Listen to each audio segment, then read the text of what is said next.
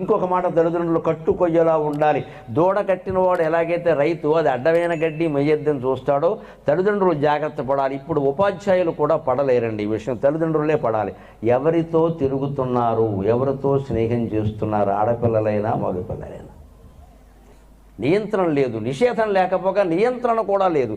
ఒక నియమం లేదు, పిల్లలు ఎలా బాగుపడతారండి? పైగా మా అమ్మాయికి ఇండివిజువాలిటీ, రేపు చాలా ఇండివిజువాలిటీలు జరుగుతాయి ఇక్కడ. ఇండివిజువాలిటీ అదో గొప్ప మాట. ఎవరికంటే ఇండివిజువాలిటీ?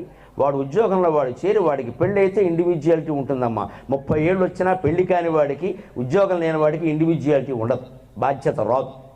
వయస్సు రాగానే సరిపోలేదు, వాడికి 20 ఏళ్ళు వచ్చే ఇండివిజువల్. ఏమిటి ఇండివిజువల్? అమెరికా లెవెల్ మాటలని ఇక్కడ మాట్లాడతారండి. అమెరికా శుద్ధ భ్రష్ట దేశం, అగ్రరాజ్యం కాదు, ఇది ఉగ్రరాజ్యం. నేను 10 సార్లు 12 సార్లు వెళ్ళి చెబుతున్నానమ్మా. ఏమిటి అమెరికాతో పోలుస్తారు? దరిద్రపు దేశం. మనం నేర్చుకుంటున్నాం ఇక్కడ అమెరికన్ కల్చర్. అక్కడ ఇండివిజువాలిటీ ఇక్కడ అంటారు.